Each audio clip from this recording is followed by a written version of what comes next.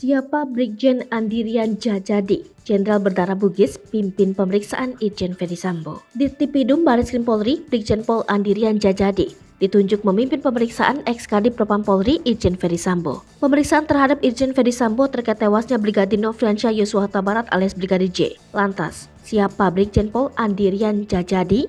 Dikutip dari berbagai sumber, Brigjen Pol Andirian Djajadi merupakan Jenderal Bintang 1 Berdarah Bugis. Ia menyelesaikan pendidikan Sekolah Menengah Atas 1 Makassar. Sama halnya Irjen Ferdisambo, kedua jenderal ini sama-sama berasal dari Sulawesi Selatan. Irjen Ferdisambo merupakan jenderal asal Toraja. Brigjen Pol Andirian Djajadi merupakan alumni Akademi Kepolisian 1991. Beberapa posisi penting telah ia jabat selama berkarir di kepolisian, seperti Kasat Res Narkoba Polrestabes Medan, Kapolres Tebing Tinggi, hingga Wakil Direktur Reserse Kriminal Khusus Polda Sumatera Utara. Ia juga pernah menjabat sebagai Direktur Reserse Kriminal Umum Polda Sumatera Utara. Kemudian, ia pindah atau dimutasi ke Mabes Polri. Pada saat dimutasi ke Mabes Polri, ia mengemban tugas sebagai Wadirtipidum Bareskrim Polri, penambah jabatan yang dijabat oleh Ferdisambo. Pada 17 November 2020, Kapolri saat itu yaitu Jenderal Idam Aziz melakukan rotasi ratusan perwira menengah dan tinggi Polri. Salah satu jabatan yang dirotasi adalah Jenderal Idam Aziz adalah posisi Dirtipidum Bareskrim Polri. Jabatan tersebut pun sempat diemban oleh Ferdisambo yang saat ini menjadi saksi yang diperiksa oleh Brigjen Andirian. Kemudian,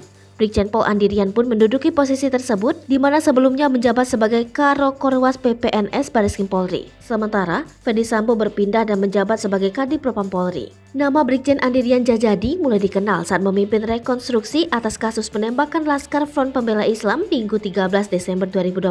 Kini, ia dipercaya memimpin pemeriksaan Kadif Propam nonaktif Irjen Pol Ferdisambo terkait penembakan Bribda J oleh Baradae di rumah dinasnya.